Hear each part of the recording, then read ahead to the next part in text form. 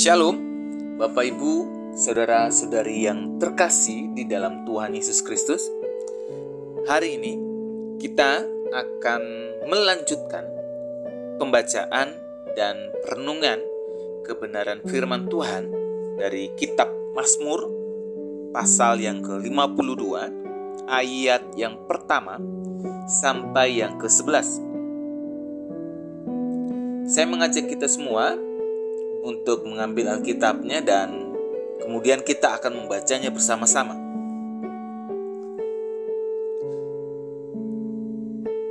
Kalau sudah, mari kita baca dari ayat yang pertama. Untuk pemimpin buduan, nyanyian pengajaran Daud ketika Doeg, orang Edom itu, datang memberitahukan kepada Saul bahwa Daud telah sampai di rumah Ahimelek. Mengapa engkau memegahkan diri dengan kejahatan, hai pahlawan, terhadap orang yang dikasihi Allah sepanjang hari?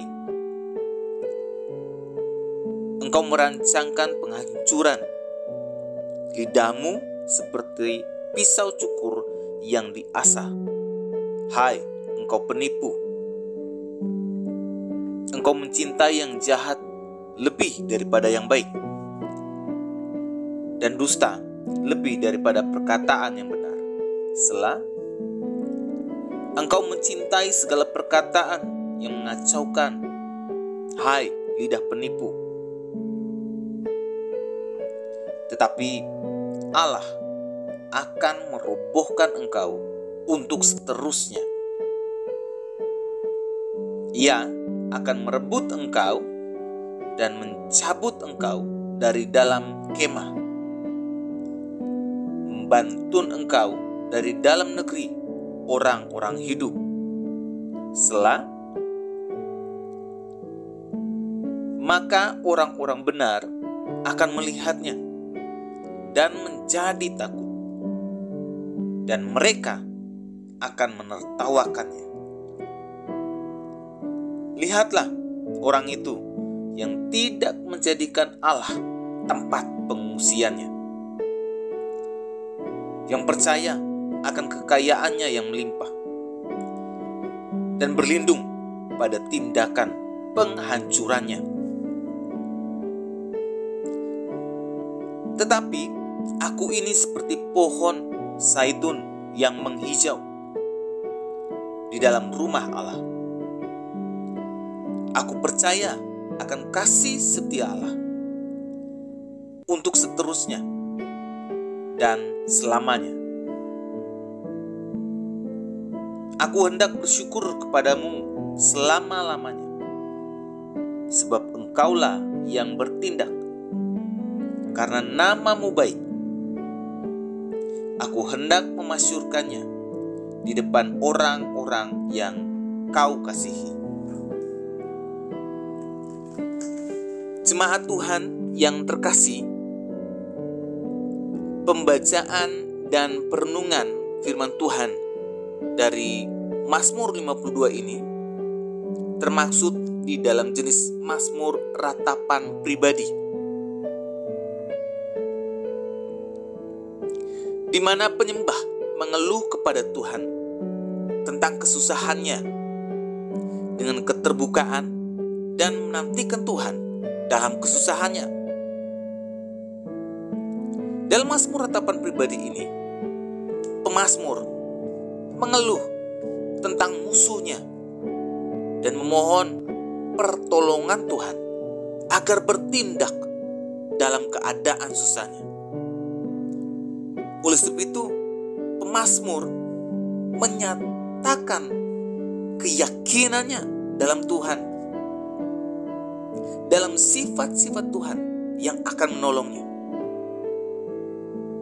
Nah, sedangkan kalau kita lihat latar belakang dari Mazmur pasal 52 ini adalah pengasingan Daud dari seorang Raja Saul yang dengki dan mencoba untuk membunuhnya.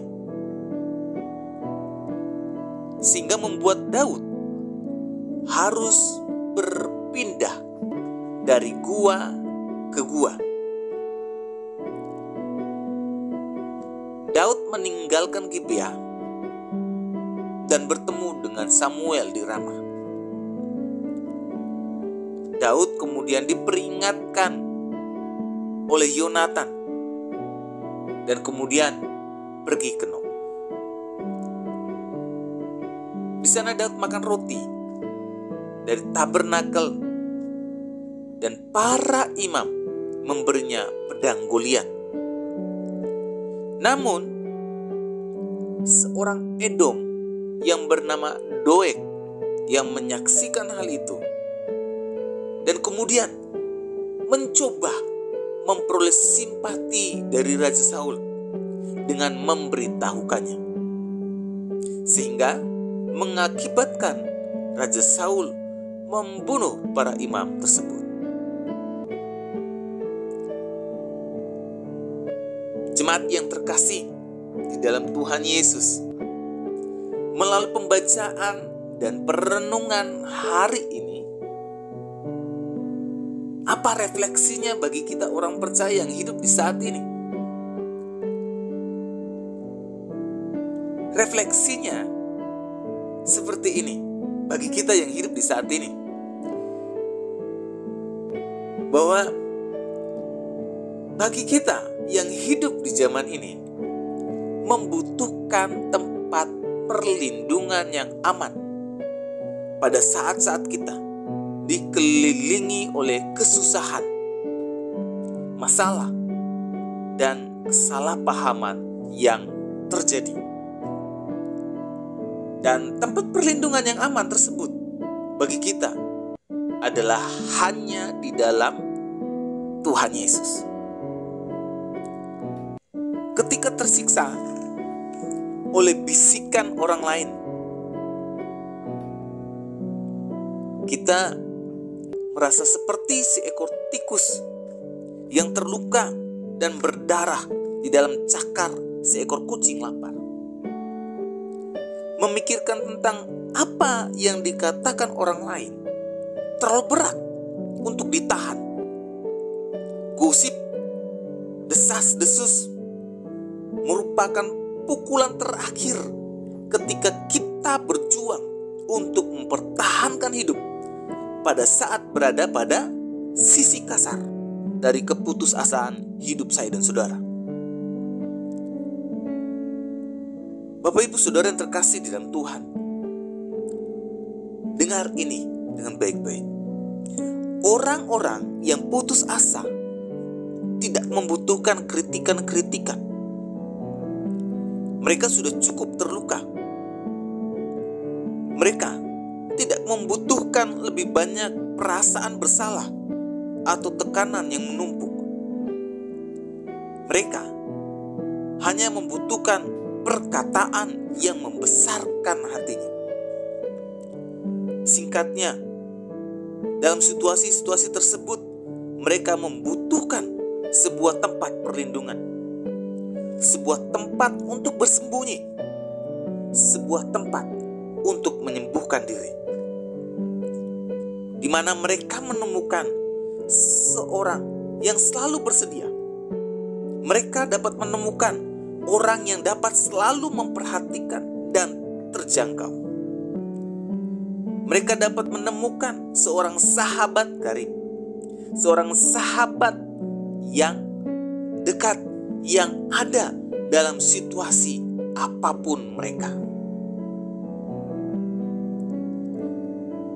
Bapak Ibu Saudara yang terkasih, kalau hari ini saya dan saudara ada dalam titik itu, ada dalam keadaan putus asa, terluka, ditinggalkan sendiri dalam menghadapi masalah yang berat, terpuruk dengan semua kegagalan yang kita alami. Dan saat-saat seperti ini kita bingung dan tidak tahu arahnya mau kemana lagi. Saran saya hari ini bagi kita semua, dengan apapun kondisi kita hari ini, tidak ada kata terlambat. Mari datang dan jadikanlah Tuhan Yesus sebagai satu-satunya tempat perlindungan yang teduh untuk semua masalah, baik hidup saya maupun untuk hidup saudara hari ini. Maka kita pun akan aman dan mendapatkan kelegaan untuk semua masalah yang sedang kita hadapi hari ini. Mari kita berdoa. Tuhan Yesus, hari ini melalui firman Tuhan, kami belajar apapun keadaan, apapun kondisi kami hari ini, baik dan buruknya, kami belajar bersama-sama untuk menjadikan Engkau, Tuhan Yesus, sebagai tempat perlindungan yang aman dan teduh bagi hidup kami. Di dalam nama Tuhan Yesus, kami sudah berdoa. Amin. Kiranya melalui renungan firman Tuhan hari ini terus menguatkan langkah kaki kita dalam mengiringi Tuhan Yesus. Ingat, tetap teruslah percaya, tetap teruslah berdoa, dan tetap teruslah berdoa.